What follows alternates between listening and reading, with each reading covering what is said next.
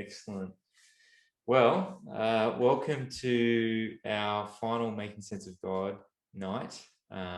Thanks for coming on, and hopefully tonight will really serve you as we sort of unpack this question of, hasn't science made faith obsolete? You guys all know who we are, but I don't know who's behind Kate's screen other than, I'm assuming Kate, but in case there's other people out there that don't know who we are, I'm Simon, this is Brendan. We're both involved at Sovereign Grace Church, Wahroonga. I'm pastor and intern. Brenda's a pastor at the church. And really the heart behind these nights is to probably two things: start a conversation about some of these questions that really can sometimes be a bit of a stumbling block or a challenge to understanding the Christian faith and how it, or understanding who God is and how life and God interact. So tonight we're looking at science, and so hopefully tonight will really serve you as you think about this topic, as you engage in conversation about this topic. And we want to encourage you to ask questions tonight as well. So please utilize the chat or send a message to me. You can text my number, which is actually Craig, our audio guy, our sound technician. I love Craig. Yeah, he's just, value for money. He is value for money. We really get good value out of it. He's a dark horse. He's a smiling assassin, and he makes these nights, I think he triples the quality. That's it. So we really appreciate him doing the sound tech stuff. Yep. Okay, cool. Well, all right. Brendo's been doing a lot of thinking about this topic over the last couple of weeks. I've seen him reading all these books, which he's going to recommend tonight. And so my job is to try and just draw out as much of the thinking and the knowledge that he's accumulated. So I'm just asking questions. Don't expect anything good from me other than some questions. I might ask some questions back.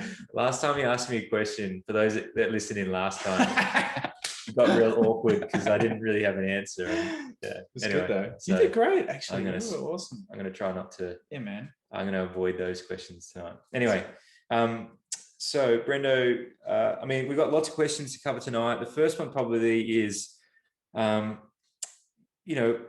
why is it so hard for people to understand how the Christian faith sort of relates to science? How do people sort of make sense of that? Yep. As you sort of think about it, and as you've sort of read and also probably wrestled with it in your own faith? Yeah, absolutely. Absolutely. I think in our culture, there's increasing sense that faith, particularly like if we're talking religious faith, seems like very hard to have.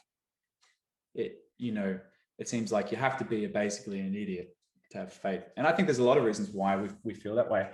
I think we live in a technological age where technology has increased so much that, I can pull out my phone and I can get a radar and I can see weather patterns and rain coming and going. And so the world isn't as mysterious as it was 2,000 years ago, where people believed the gods controlled weather and events and things in the world. So I think there's less mystery in daily life. I think that's part of it. I think that there's a popular belief out there that Western society is built on evidence and facts. Our civilization is built on evidence and facts, and that evidence and facts can explain everything, and therefore faith is relevant. I think that there's a popular belief out there that that's the truth. We're going to talk about that more. It's not the case. The Bible also, I think, seems to be full of these miraculous events, and our regular lives, we don't observe all these miraculous events. And so as a result, I think we live in a skeptical culture that says, if I haven't observed it, if I don't observe that in everyday life, it must be an impossibility. It must not be able to happen. Also, our culture that we live in now, unique from other cultures, is a culture actually that's extraordinarily critical of past cultures. It looks back at past cultures and sees them basically all as being quite oppressive and wrong, morally wrong. And as a result, some of the things that we hold to, as Christians, I think it seems at best irrelevant, at worst it seems to be morally wrong. also, there's some ideas that I think have been popularized by kind of the new atheism in particular. And one of those big ideas is actually that science and faith are things that are actually opposed to one another. They are they're mutually exclusive. They can't coexist.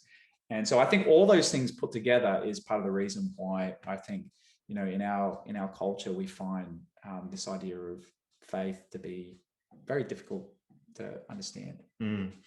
Yeah, I definitely, I'm sure perhaps maybe you've had conversations yourself where it's almost as if those, faith and science have been pitted against each other. They're opposing, you can't have both working together. Right. So maybe you could kind of give us a little bit more, how do you see faith and science working together? Yeah, absolutely. I think there's a couple of things. I mean, first of all, a lot of, and in fact, probably the most of what we have now as modern scientific age that we live in has actually been the result of pursuits of people of faith.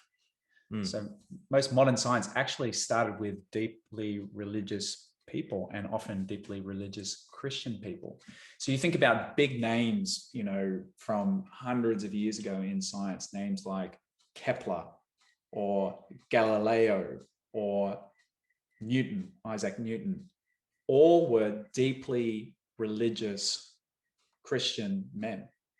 And they had this belief that because the Bible teaches that God is a God who's in control of everything and all powerful, and as a result that God is in control of everything, the universe is ordered and structured, they therefore had this belief that things in the world should obey logic and should have organization to them and should be able to be observed and to be measured and to be understood.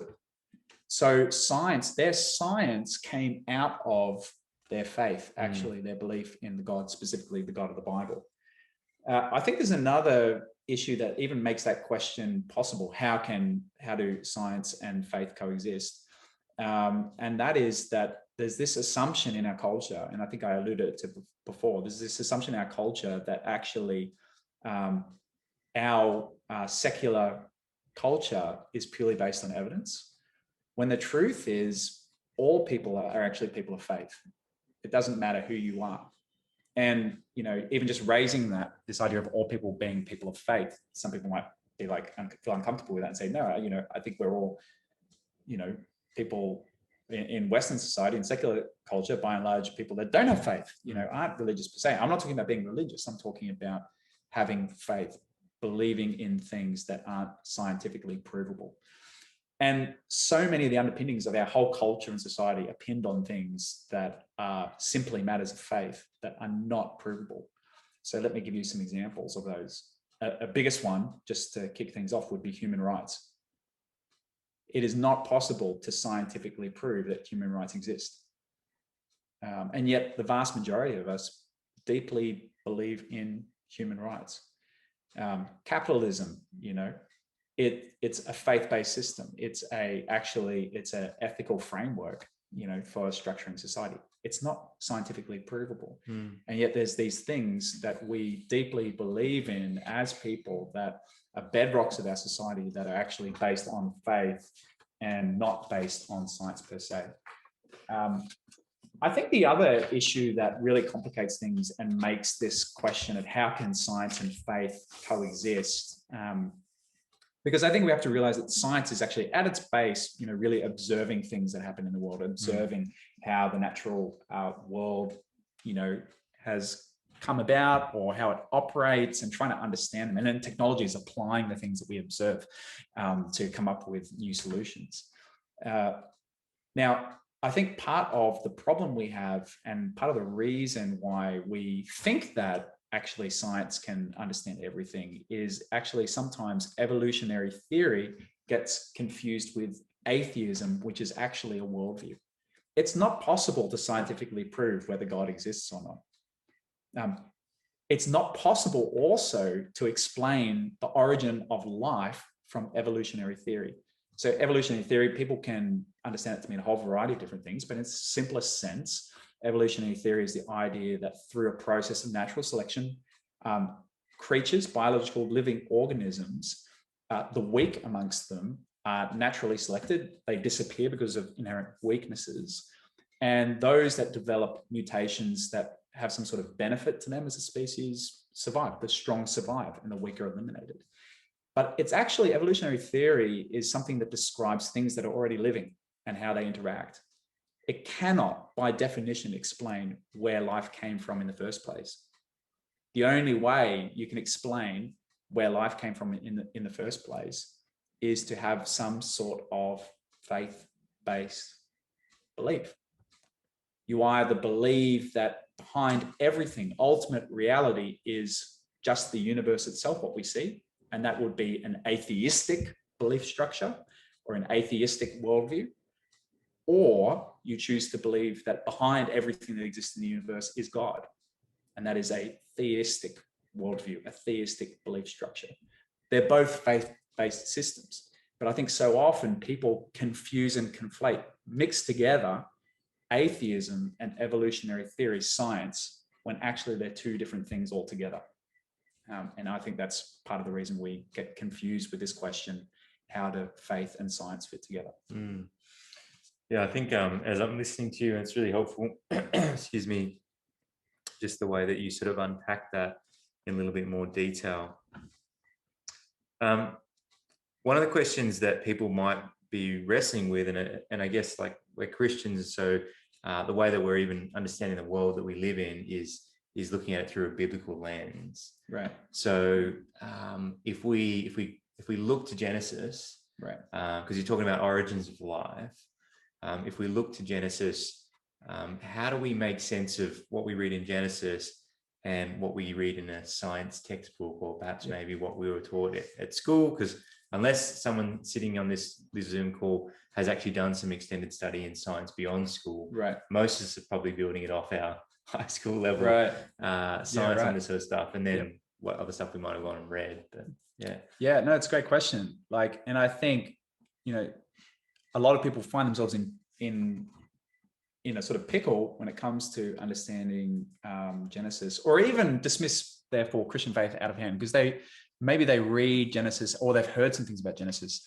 the book of Genesis, and they think, well, impossible. That's the most unscientific thing I've ever heard. It clearly, patently didn't happen that way, and therefore Christian faith is ridiculous, and I won't give it the time of day. And I think some people feel that way, and you know, even at times I can be tempted to think that way, or I have it in the past at least.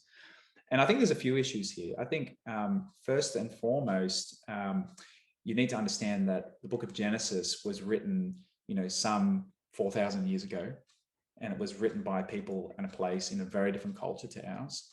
And therefore it's answering questions that, you know, modern 21st century people are not asking. It's not a scientific textbook by any stretch. I think some of the things that it contains in it are deeply scientific in terms of descriptions of things, but you have to understand that it's not trying to ask the same questions that I think often we're wanting to ask of it.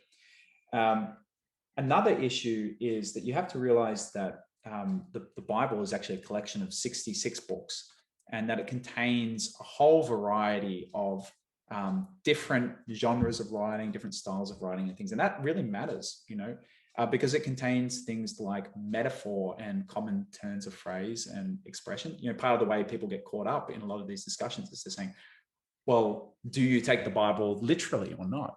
You know, and yet literally, you know, a lot of the things I'm sharing tonight have been influenced by John Lennox. And John Lennox says literally is such a slippery word about what do you actually mean when you say literally. Like the example John Lennox uses is if I said, you know, Simon, I saw you flying down the street this morning. Am I speaking literally or metaphorically? Well, as a speaker of English, right, on one level, I know that you weren't literally flying down the street. Flapping my wings. You weren't flapping your wings. You weren't in an aircraft flying down the street at some sort of low altitude, risk-taking flying. I know it's a turn of phrase that means you're going fast. And yet, even though it's a metaphor, this idea of flying, I'm still describing something really literal in the sense of I am describing your literal high velocity as you were traveling in your car this morning. So was I speaking literally? Well, on one level, no, I wasn't. wasn't literalistically speaking, you weren't actually flying, but on another level, I was very, very serious and not just pure metaphor. I'm describing something that really actually literally happened in that you're moving fast. And similarly to the way we speak to one another, the Bible's the same. It's written so people can understand it, and it uses words in ways that people kind of understand. And so I think part of the trap that people get into is trying to think, well, when you read something, you just have to take the words and literally translate them and to find their meaning, when actually real life doesn't work that way. That's not how we speak. And so we actually have to be careful to understand, the words that the Bible is using. And the Bible uses it all the time. For instance, Jesus says himself, in the Gospels, he says many different things. He says, I am the bread of life. Was he speaking literally or metaphorically when he says, I'm the bread of life? Is Jesus actual bread? Well, he's not actual bread, and yet the bread signifies something fundamentally true about Jesus in that he's the sustainer of humanity. Jesus says, I am the door. Is Jesus a physical door? Well, we know doors from observing doors enough to know that Jesus is not a physical door. He was both man and God. And yet he's describing something that's literally true of himself, in that he is the gateway through to the deep things of God and to life. And so we have to do the careful work of understanding what the Bible actually means on its own terms. So when the Bible says in Genesis chapter 1, verse 3, and God said, let there be light, what does it mean that God said, let there be light? God doesn't have a physical voice box. God is a spirit, the Bible says. And so when it says, and God said, it's not literally talking about speech in the way that you and I speak. It can't be, because God is not a physical man. And yet it is literally speaking about something very true, in that God, in a way that's different to us and in a way that in some ways is mysterious to us, communicated. He spoke. And so things came into being. And so I think that's the first thing. I think just by way of context on this whole conversation, I know this is probably a point where I'm going to talk a bit at length on, and, feel free to later ask questions if, because I'm just going to try and paint broad picture strokes on this picture. I think the next big thing we need to understand when we're thinking about Genesis and how do you mesh Genesis is to realize that this is a question of our age. And if you wind the clock back 500 years ago, people were asking a very different question. 500 years ago, people were saying, this guy, Nicholas Copernicus, is saying that the Earth is not at the center of the universe, and that the Earth moves around the sun and rotates around the sun, and that the sun is still. And how can that possibly be true? How can that possibly be true? Because there's passages in the Bible that say things like in Chronicles, 1 Chronicles 16:30, it says, tremble before him, all the earth. Yes, the world is established. It shall never be moved. So clearly that passage, according to people's understanding, seems to teach that the earth does not move. And yet this scientist is saying, yes, the earth does move, when actually the science of the day said it did not. Other passages, things like 1 Samuel 2:8, for the pillars of the earth are the Lord's, and on them he has set the world. So the earth is stable, according to 1 Samuel. It sits on pillars. It has incredible stability. How can then it be moving? And I think people were really puzzling and wrestling with that. And they inherently thought, readers of the Bible thought, these things cannot be true. And yet the truth is, that's an uncontroversial truth for us now. We know that the earth actually does move. So how do we reconcile these things? And that's where we come full circle back to what we've been talking about the use of language, this idea of literal speaking. The Bible uses deep metaphor because that's the way humans speak. And the Bible is written by God to speak to people in a way they can understand, that makes sense to them. And so, the Bible uses the language of things as they appear to us to explain things to us so that it can be comprehensible to us. God could have used incredibly detailed scientific language from what our understanding will be in the year 2200. That would currently to us, because scientific language changes all the time, be completely incomprehensible. We couldn't understand it, but God didn't choose to do that. He chose to use language that's accessible to people from all times. And so in talking about that idea of the language of the earth and its stability, I think John Lennox explains it so well. I've got a quote here from him that I think just speaks to this idea of literally and literalistically. And then I'm just going to put the basic positions people have into 3 different categories. John Lennox says, science has been able to show us that the earth is stable in its orbit over long periods of time, thanks in part to the obedience of gravity, to an inverse square law, to the presence of the moon, which stabilizes the tilt of the earth's axis, and to the existence of the giant planet Jupiter, which helps to keep the other planets in the same orbital plane.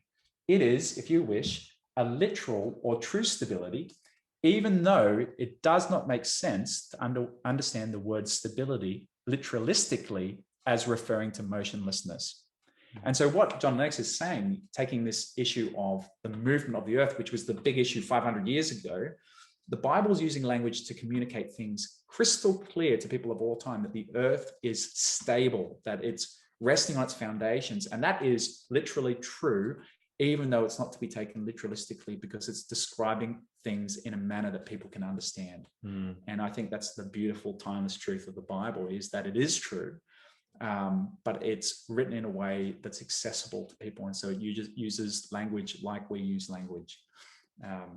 What's 500 years from now? Yeah, well, it's probably going to be something completely different. I just wonder what we're sitting on now, be something completely different. So I think the final thing I want to say about Genesis, in terms of, reconciling it with science and thinking about it that way. So is this, that there's, in terms of the days of creation, because they're the big things that people, spend a lot of time arguing about and talking about. There's basically 3 views that Christians have on these. And I think, if you're wrestling with Genesis, saying how can the Bible be true, I would say Christians have different perspectives. So make Jesus the key issue, not this one. But here's the 3 perspectives. So some people would take it really literally and say it's a literal 6 24-hour periods.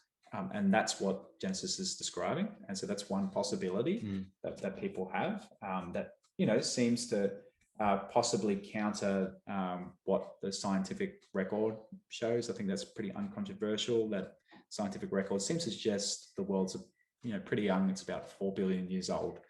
That actually view has been around for a while, but it was made popular in the 16th century, actually about 600 years ago.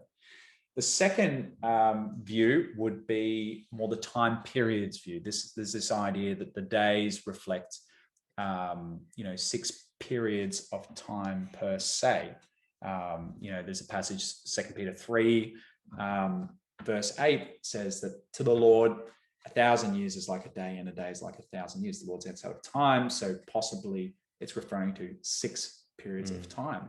But actually, since the very first Christians were around as early as the 2nd and 3rd century after Christ, so coming on now 2,000 years ago, 1,800, 1,700 years ago, people will notice that in reading the account of Genesis, that though God says, let there be light, very early on in day 1, on day 4, God creates the sun and the stars. And people puzzled over that and saw that seems to be a difficult order to make sense of. It doesn't seem to logically make sense.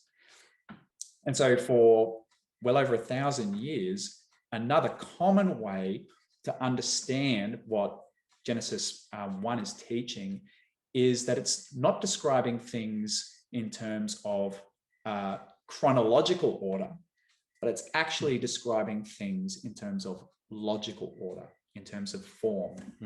Okay, so what do I mean by that? What I mean, and this is what John Lennox explains, I think is really helpful, is that if I'm trying to explain to someone, or if I'm a builder trying to explain to someone how I built a hospital, I'll probably describe to you, well, first of all, I dug a big hole in the ground, then I got concrete and I poured in the concrete. And after I filled the concrete up, I built some foundations, and then I built a superstructure, and then I started fitting out the place, finally with the reception areas and the, entertaining areas, the lights and light installation, and all the furniture and fixings. That's how a builder might describe how a hospital was built. But if I asked a surgeon how the hospital was built, he might give a very different answer. He might say something to the effect of, Well, we organize in a very, very good way. We put all of the operating theaters at the back of the hospital, close to the intensive care unit, so that it can have easy access. We made sure that as a person comes into the hospital, the signage is clear and they've got lots of parking access so they can easily get to our waiting rooms and our physicians' rooms within the hospital. We made sure that the feel of the hospital is quite hospitable and welcoming, so as to put the patient at ease and to feel comfortable. Two very different perspectives on the same issue. One is describing things logically, sequentially, or in terms of chronology of how the process unfolded. The other is describing in terms of form. How is the hospital logically structured? And so two famous patriarchs in the Christian faith, St. Augustine in about the 4th century and St. Clement in about the 2nd century, said they think the Genesis describes things in terms of logic and form rather than in terms of timeline chronology. And I think that's probably what would rest best with me. Another reason why you can actually see that is in the Hebrew itself, because the article or the is not included on days 1, 2, 3, 4, or 5, but only on days 6 and 7, highlighting that the important piece of the order is the creation of man on day 6 and the Sabbath day of rest on day 7. Okay. Lots to process. Lots to process there. Sorry, that was very long. No, but it's helpful. Like it's good, thought-provoking stuff. And so anything that sort of Brendo is sort of raising or discussing, or me. We don't want to underplay your contributions, Farrow. Please just type in a question into the chat or send a text through on that number, and we can address that in a moment. So just building on some of the stuff you've sort of shared then around that sort of Genesis narrative, what sort of how does the Genesis story help us to understand the origins of life? Because if we're looking at that in comparison to perhaps maybe scientific theory on origin of life, how do we balance that? Yeah, so I think there's a couple of big teaching moments in Genesis, particularly Genesis 1 and 2. The first is that God is the foundation of all that exists in the world. God spoke, or he communicated, and everything that exists came into being. So the origin of things, rather than being the universe just in and of itself, is a God, a creative God who made everything that exists. And therefore, the world was made in a logical way, it was made in a controlled way, it was made in a purposeful way. Things have purpose because God stands behind all things. I think that's the first thing. The second thing is that rather than man just being another animal or being equal to all the rest of the creatures, mankind was made different from all the rest.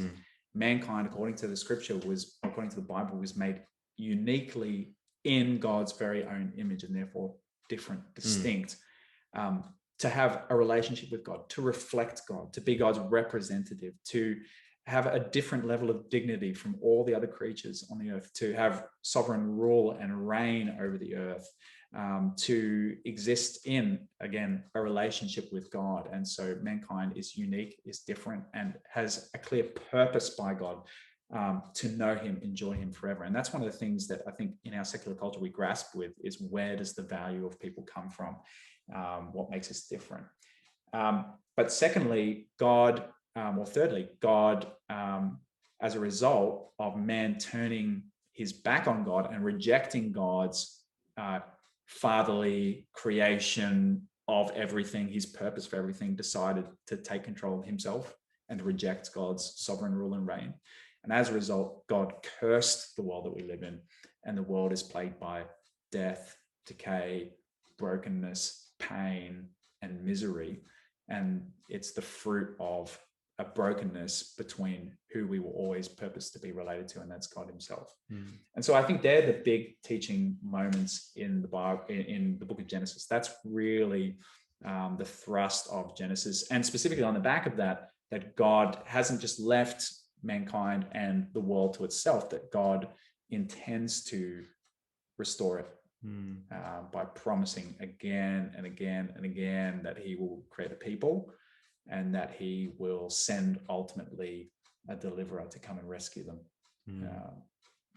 Yeah, I think that's interesting. And I wonder if perhaps maybe as you think about conversations that you're having around this topic. There is the potential to sort of blend or sort of just place humans and animals in the same category. So there's that sort of, that evolutionary process. And yet we see in Genesis, there's a distinction there. And so that can sometimes be maybe a source of difference in terms of opinion about people's, belief of scientific theory, and also then people's sort of belief about what the Bible teaches. But as we study the Bible, we really do see the significance of humans made in the image of God in comparison to the other creatures that are on this earth. And I think, like, certainly even in my sort of intern studies, as I've been looking at this particular, Genesis story, that's been something that's been really emphasized for me, is just like, there's clearly a distinction there. Right. I mean, obviously I knew it, but as you study it more and more, you see that distinction. Absolutely. And that actually can then go on to sort of shape the way in which we view, life and how, and the significance of life. Like, I had a conversation with Brenda the other day that my colleague made a comment to me about, he asked the question, why is it that we are okay with euthanizing dogs, when they've come to a point of ill health, but we're not okay with euthanizing humans? And I thought that was an interesting question. I think it probably said more about probably my colleague's view of where animals and humans are. And it made me, as a Christian, as I think about what Genesis says around, how we were made, there's that distinct difference. And so obviously I had a different sort of take on that, but it was interesting that he asked that question. Yeah, absolutely. One other question that you sort of touched on early on when we were talking about faith, was, you sort of made the case that we all have some faith. We put our faith in some things that we cannot explain. So what evidence is there for the faith that you profess? So I think the best way to think, so a question I have often been asked by people in the past is, well, okay, if you want me to believe in Jesus, prove it to me, give me some evidence. And I guess what we've been talking about here is how actually we all don't operate that way. Like, coming back to what you're talking about, what's the difference between animals and people? I mean, it's something our society is really wrestling with, actually, because scientifically speaking, if you're just going to be, reductionistic about the whole thing, it's not possible to prove there is a difference, except to say, you can say they're different, but you can't put a value on it to say one is more precious than the other. Mm-hmm. So prove to me scientifically that it's right to raise cattle for meat, but it's wrong to do that with regards to people. So in other words, rearing humans to eat. Yeah. Well, you can't prove that scientifically. That's a value.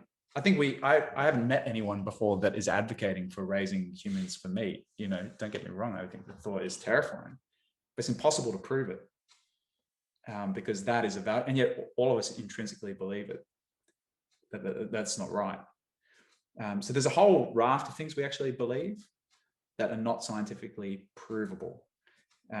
So I think a better way of thinking about it is explanatory power. It's not only does this have evidence for it, but also does it explain my experience of life and things around me. So John Lennox, in one of the books, I think it's God's Undertaker. It's a book about science and faith, basically. It's a great, John Lennox, if you don't know him, he's a Oxford maths professor, and he's also a Christian apologist, and he writes a lot of great books about science and faith and things. And he was giving a lecture, and someone came to him after the lecture and said to him, I think it's interesting you talking about Jesus being God and man. Do you think it damages your credibility as a scientist to believe in something like that? And he said, well, let me ask you a question. Do you believe in can you tell me what human consciousness is? And this guy kind of looked at him and said, he was a quite well-known physicist, and said, well, I can't tell you what it is. He said, but you believe in it, right? He's like, yeah, I do. He said, well, can you tell me what energy is? And he said, well, we've got laws and things that describe it, but I guess I can't really tell you what it is. And he said, does it damage your scientific credibility that you believe in these things? No, it doesn't, because of their explanatory power. They explain our experience of things. Our experience is that we have consciousness. We're self-aware, we exist, we can think, we can have independent thoughts. It's not something that we can prove for ourselves, but it makes sense of reality. We believe in energy because it operates according to laws and things that systems we have describe it. We don't know what it is per se, but it's sensible to believe it exists because of its explanatory power. And I think that's the approach you need to take to this question of, is Christian faith to be believed? Is its explanatory power? Does it make sense of life as I experience it? And I would say profoundly so. I think there's scientific reasons. The fine-tuning of the universe is one such example, that all of the degrees of the way the universe exists, the laws by which the universe operates are just perfect for life existing. If you changed any of them minutely, life would, as we know, it would not be possible. I think that's one of the reasons. I think there's historical reasons for the life, for the teaching, for the death, for the resurrection of Jesus Christ that, different from every other religion, make it historically plausible, more compelling, and something not to be overlooked.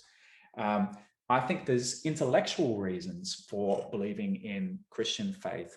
I think the teaching of Jesus himself and the profound forgiveness and love towards others that he teaches is so compelling. I think the moral value that the Bible gives to people, their dignity, regardless of ethnicity, is something that is so compelling.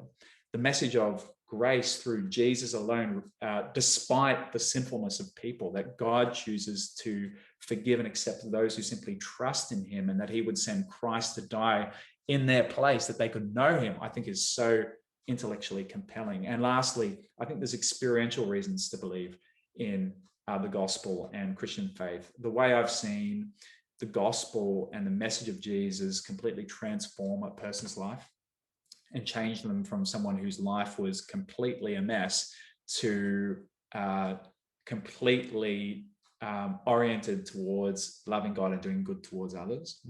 And the good fruit, the goodness I've seen of Christian community and the way it can affect and positively influence culture and people's lives, I think combined all together, all of those things together, I think are very compelling reasons for actually giving serious consideration to the claims and teaching of Jesus and the Bible. Evidence-based faith. I think there's often yeah. the assumption that, that there's no evidence to support the beliefs that Christians hold. But yeah, clearly there's plenty of evidence for it. Absolutely. Awesome. All right. I reckon we need to give some time to questions. I haven't had any questions come through on my phone. Have there been any?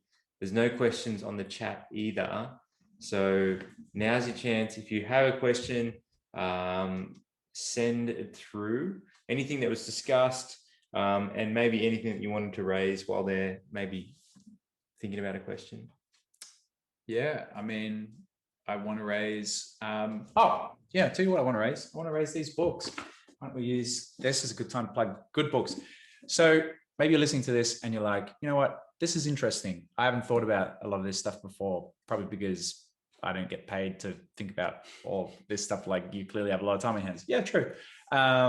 So here's some good books that I recommend, depending on what your questions are. And good bookmarks, by the looks of it. Yeah, man, classic bookmark here. This is a lovely one.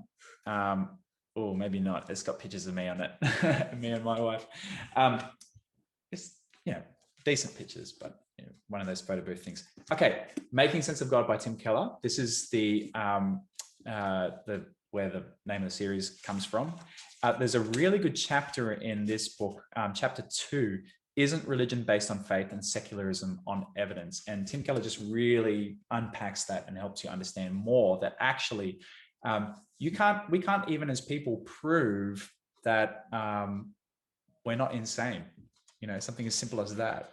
Anyone who's walked with someone with mental illness would know that often they're deeply convinced that they are insane. I'm not saying you are insane, but so many things we can't prove, and so many of the foundations of secular age that we live in are actually not self-evident truths.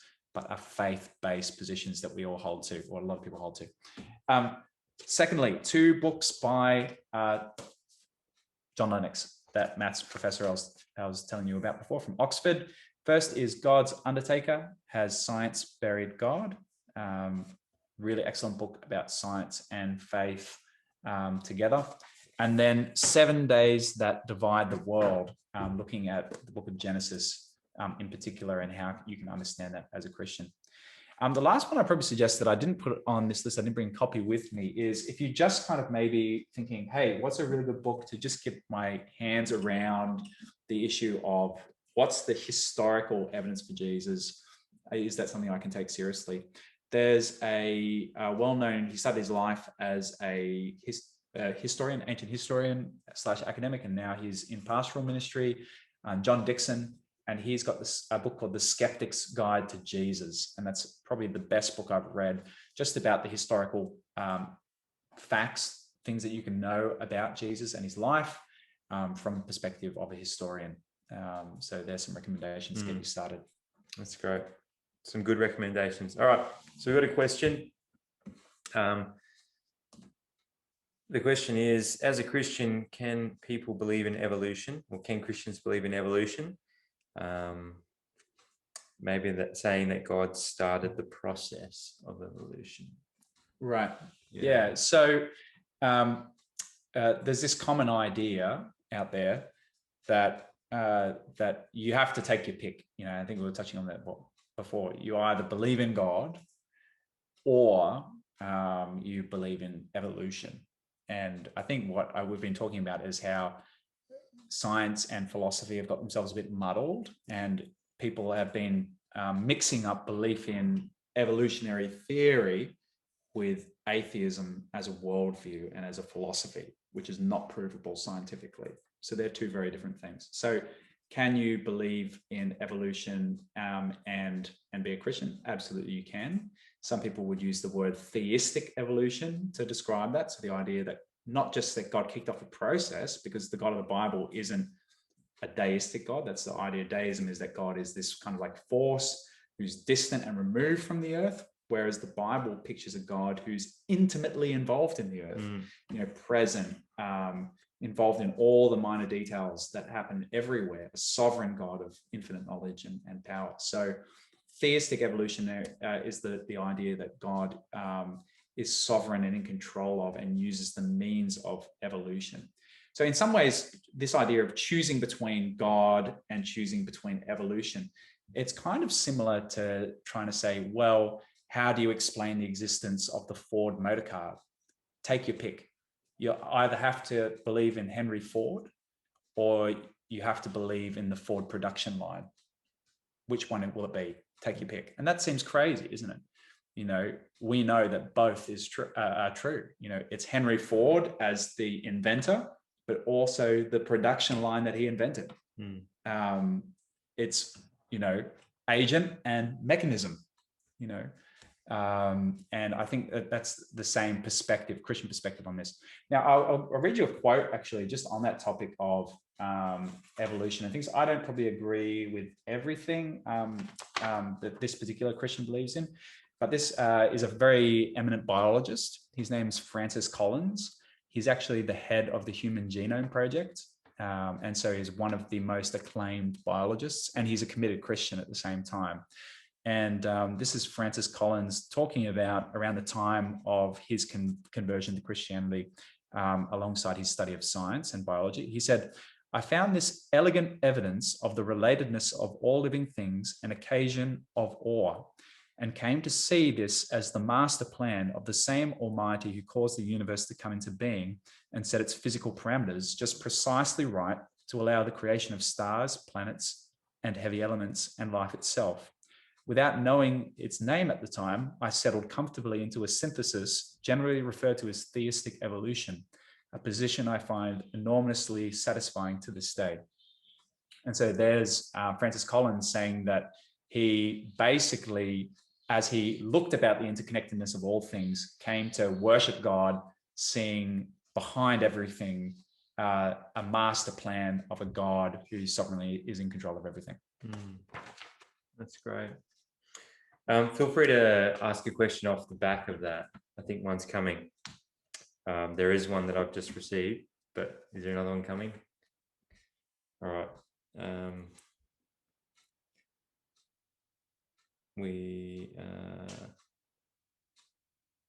It's not come yet. So I'm going to ask this question, and we can always circle back. Okay. So I've had someone suggest that Christians only tend to read material that supports Christian faith, and therefore we don't realize what we believe isn't true. Any tips on how to respond when someone is pressing you on that? Yeah, well, I think a good way to answer that would be, well, the first question that comes to mind is, what examples do you have of that? So what would you want a Christian to read to and that potentially contradicts what Christians believe? And the second thing I'd probably want to say is, talk to me about your own practice there. So how do you try and develop a balanced perspective and to read all things? And have you ever personally taken time to look at, some of the things that we've been talking about tonight, the historical claims of Jesus? I do think it's a big problem just for all of us at the moment. People don't actually read much at all, flat. I mean, we probably read as a whole culture less nowadays than, for many, many decades, many, many generations, because of the internet. It's information overload. Social media often defines what information we come across and our personal likes and preferences. So we surround ourselves in these sort of echo chambers and bubbles and things where we're not exposed to different ideas. So yeah, so I'd be more interested to know from that friend, that person, what do you actually mean by that? What have you observed?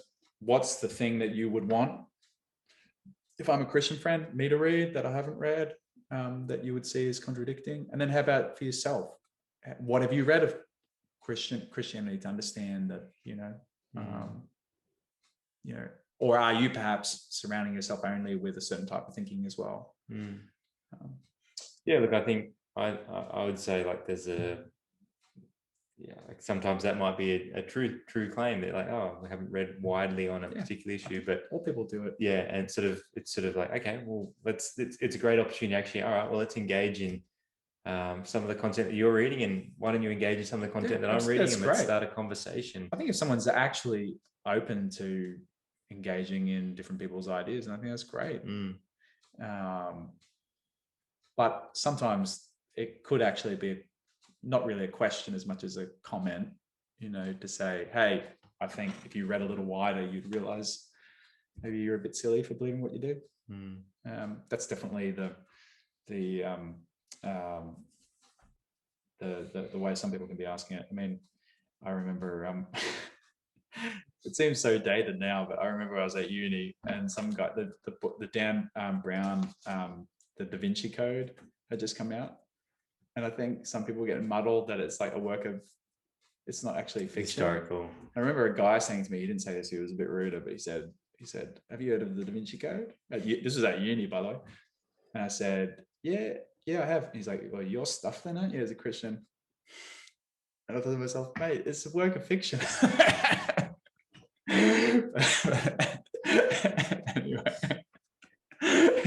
Anyway, enough on that. Okay. I've got a couple more questions coming through, which is great. Thanks for sending them through. Really helpful.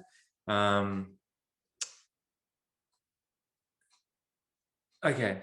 So when speaking to someone who doesn't have faith in Christ, it can be tricky when my reason is the Bible says this, but because they don't believe the Bible as God's authoritative word, how do you even begin a conversation? Yeah, it's a great question. I mean, ultimately, a Christian perspective, and maybe this is interesting if you're listening in and you're not a Christian, but a Christian perspective ultimately is that Christians don't force people into becoming Christians. It's possible to force someone into becoming a Christian. It's impossible to manipulate someone into becoming a Christian. It's impossible to like someone into becoming a Christian. The only way a person can become a Christian is by a supernatural event where God actually opens your heart, opens your mind, and leads you to see Jesus rightly and put your faith in him. And so for a lot of people, actually, I mean, there has to be a desire there to actually read and understand the Bible. And that's not something that you can necessarily create for a person, or it's something you can't create, from a Christian perspective. However, I think, so just to get me the words of the question right, exactly, what do you do where someone doesn't how do you tackle believe this if you're every time you sort of present a case, you're presenting it based on the Bible, but they said, like, I don't see that as authoritative. So, like, it's sort of like saying my daughter's homework book says this, So I guess where I would go, and it's, to me, the obvious place to go is just to be like, okay, talk to me about your experience of the world. Where do you believe there's meaning to life? Do you believe that people are precious and valuable and to be treasured? Do you feel that it's wrong to oppress those that are weak, but that there's something beautiful in loving on those without, to serve others and care for? And then how can you believe that to be true? On what foundation do you have a right to believe that's true? And yet, do you not feel deep down that those things are really true, that people do have rights, that they do matter, that my life matters, that relationships are real, that love exists? It's not just a meaningless chemical reaction, but that genuinely love is real, and that relationships have meaning, that my life has meaning and purpose. Do you believe those things? The foundation of where I have come to believe those things to be true, the firm foundation, is that that's what the Bible teaches. And would you be interested in reading more about what the Bible teaches about those things, and how beautiful it is, and how it makes sense of everything around us? Because I think if the whole reason you're trying to share some of the Bible is as some sort of collection of proof texts to explain or to prove scientific points, well, that's not what the Bible is. The Bible is a story of God, the God who wants to be back in relationship with people. It's in some ways it's a love story. The Bible explains the purpose and meaning that exists for this world and everything in it.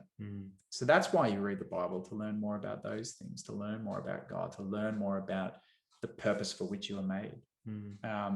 So I think that's what I'd be drawing onto, because without something at the foundation, such as God, you have no reason other than sentiment, like this idea of, I kind of feel this is right and nice, for believing those things. Like, if there is no God, there's no difference between shooting someone in the head and buying them flowers. They're just two random events in a meaningless existence that will soon be long forgotten.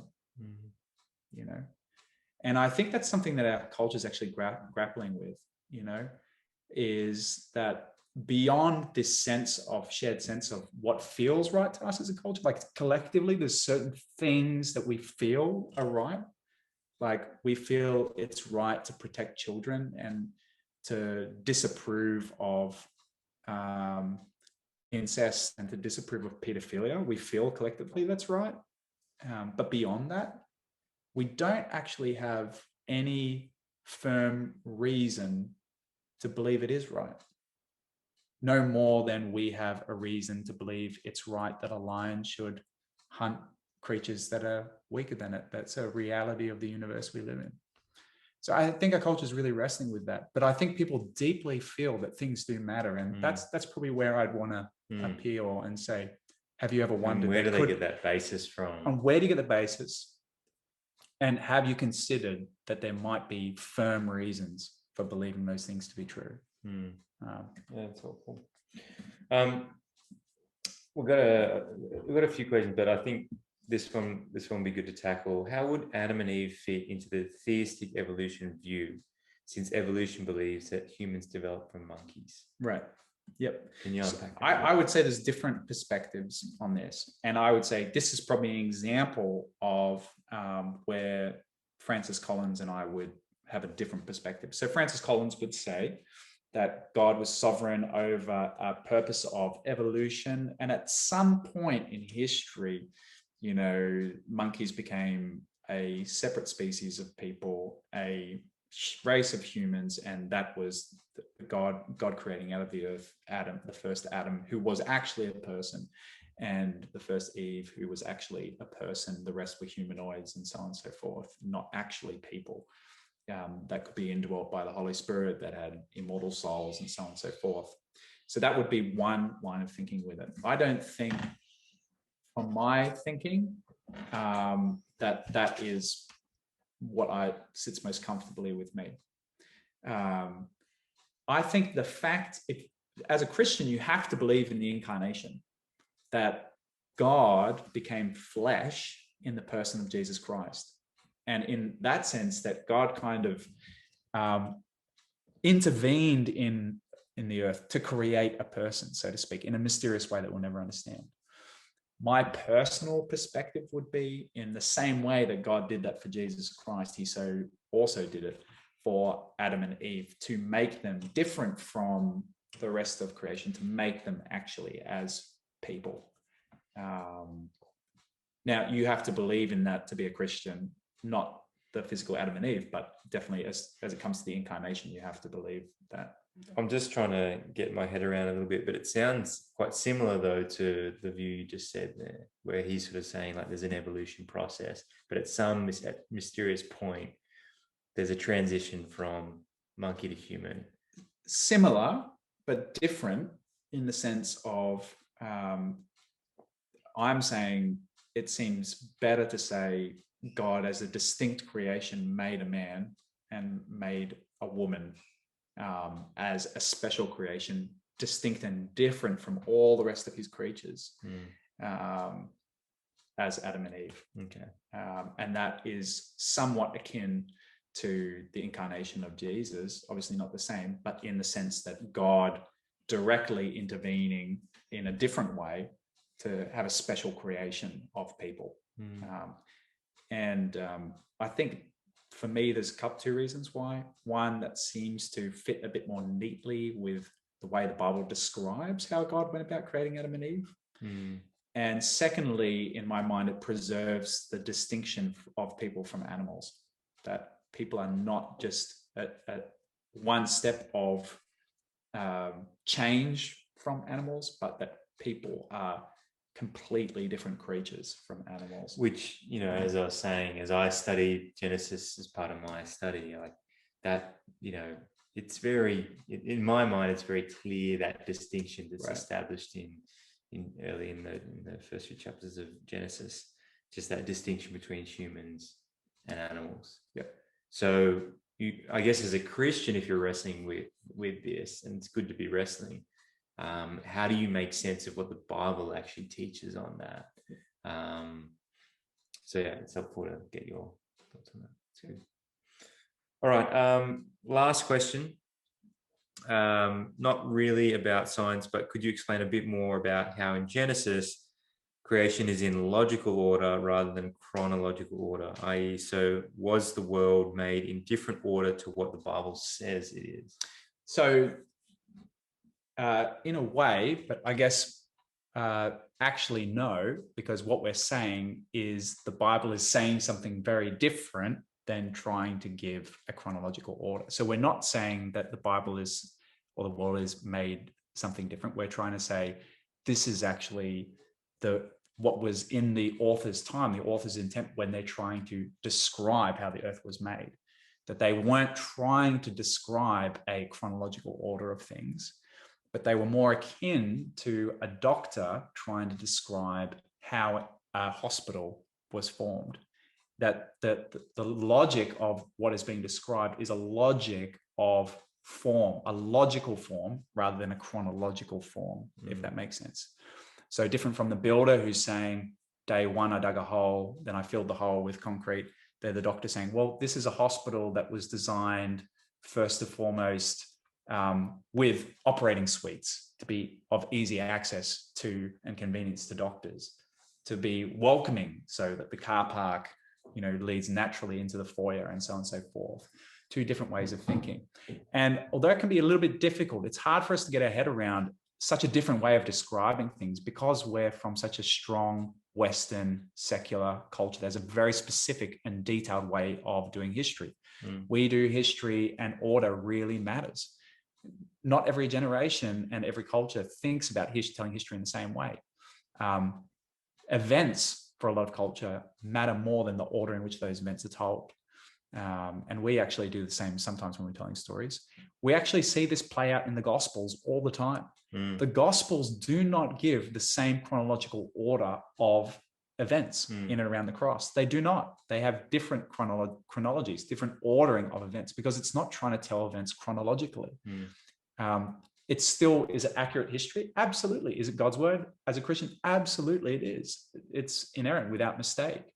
But it's a different culture that goes about things in different ways. So what I'm saying is, when the author was writing Genesis, when Moses was inspired by God to write the book of Genesis, he was using a form-based ordering.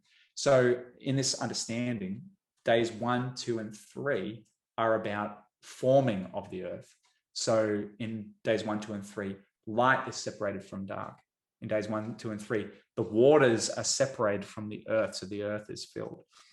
This is about forming of the earth, the preparation of the earth. The second half of it, days 4, 5, and 6, is not about forming, it's about filling. The sea creatures fill, the birds fill the air, the sky above. The land-based creatures fill the earth. And so you've got this logical framing of how the earth was created, all ordered by God, all done by God, with these distinct stages of forming and filling, a logical description, a functional description, a form-based description rather than a chronological description. And that's not a new idea. That's what St. Augustine, said back in roughly the year 400, the 5th century, 4th, 5th century. That's what St. Clement said, carefully reading the scriptures back in the year roughly 200 AD. So, 1800 years ago. So these are not just ideas that have come about from people on the basis of science going, well, we've got all this science now, we probably need to change how we're thinking about things to make sense of scripture. No, this is careful reading from men that love God and take God's word as it is, trying to understand what does God mean? What was Moses' intention, the author's intent, as he wrote this book for us to understand? So that's helpful. All right, that's all the questions. I think we'll probably wrap it up there. Thanks so much for asking questions, and thanks Craig Chappell for doing all the audio, and thanks Brendo for doing a lot of thinking about this in preparation for this. Really appreciate it. Hopefully it served you guys as you've been wrestling and thinking through, having conversations with people about this sort of stuff. Keep the conversations going, get access to some of those books. Hopefully that'll serve you as well. And let's keep the conversation going. Like, we love nothing more than talking to people about Jesus and helping anyone in a journey they're on. Maybe you're listening to this on YouTube after the fact, and we would love to start a conversation with you about Jesus. Maybe just a final quote to send us out as we go, just to help you see that actually, even to the trained eye, the book of Genesis in particular, because we've been talking a lot around the book of Genesis, is something that actually even scientific people find compelling. Here's a quote from Andrew Parker, who was the research director of the National History Museum in London. And he wrote this in his book. He's not a Christian, actually. He's now a self-professed agnostic. He's a specialist on the evolution of the eye and light. And he was encouraged repeatedly over a long time by his students to read and consider the accounts of Genesis from a evolutionary, biological, historiological perspective, because they thought it seemed interesting to see how that dovetailed. And he writes the following: "Here then is the Genesis Enigma. The opening page of Genesis is scientifically accurate, but was written long before the science was known. How did the writer of this page come to write this creation account? I must admit, rather nervously as a scientist averse to entertaining such an idea, that the evidence that the writer of the opening page of the Bible was divinely inspired is strong. I have never before encountered such powerful, impartial evidence that the Bible is the product of divine inspiration. Isn't that interesting? A surprise account from an evolutionary biologist. There's lots out there to think about. We would love to keep the conversation going. Thanks for joining in tonight, and I hope you guys have a great night. See you guys. See you guys.